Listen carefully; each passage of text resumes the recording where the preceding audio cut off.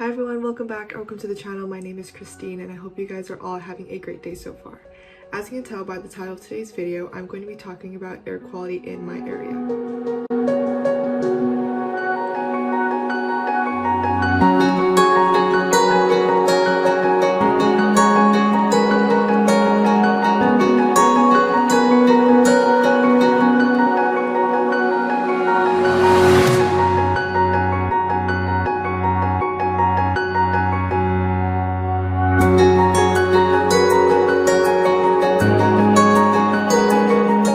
I'll be going over how you can send your own personal observations to NASA, as well as my observations that I've seen over the last several years. So without further ado, let's get started.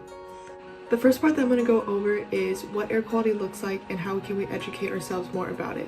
I did some research through earthdata.nasa.org, which is one of many of NASA's websites, which I would highly recommend to go visit. There's a long list ranging from aerosol index to dust and carbon monoxide and more.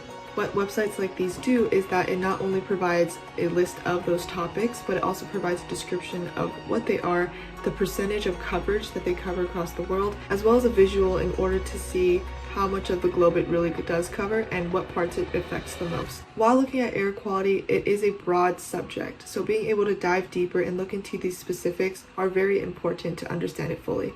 There are obviously other websites that are like these through NASA, so I would highly recommend go checking them out.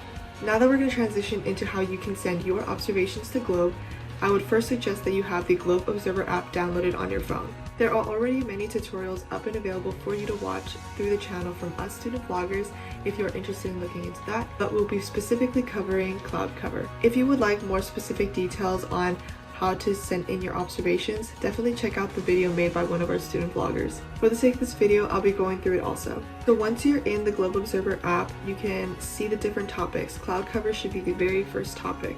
The app will ask for your location, and for privacy reasons I won't be showing my location, but I will be showing the next several steps that I did take. Some of the first several questions will ask you what the sky looks like according to your area.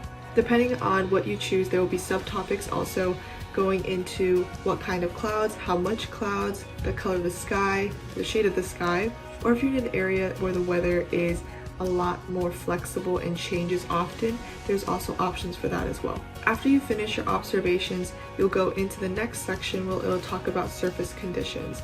It's a yes or no question. For the most part, at least where I live in California, it's relatively dry and it stays stable about 99% of the time. So the answers for me might say the same, but for you it might be different. Remember that the more specific you are, the more helpful that your information and observations will be. The last part is one of my favorite parts, which is sending in photos. You'll be sending in several photos at different angles, and once you do that, it's quite simple. You just send in your observations and you're done. You've done your part. Though cloud coverage is not the only way to measure air quality, it is a helpful tool. There was an interview that I created with my environmental science teacher, Mr. Rickert, and we discussed about the changes in climate in our area.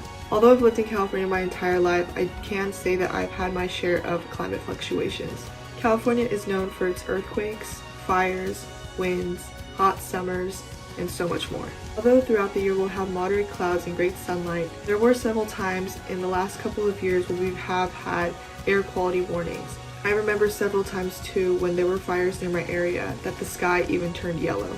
These pollutants can get so severe that it can also affect human health. Although the air quality in California might be slightly concerning, it is something that I believe we should take high regard for, because the sooner we do, the sooner we can make the earth a better place. I hope you guys enjoyed today's video. If you did, please make sure to give this video a like, subscribe down below, and if you have any comments or questions, definitely leave them down in the comment section. I'd be glad to answer them for you. And as always, I hope you all stay safe and have an amazing week.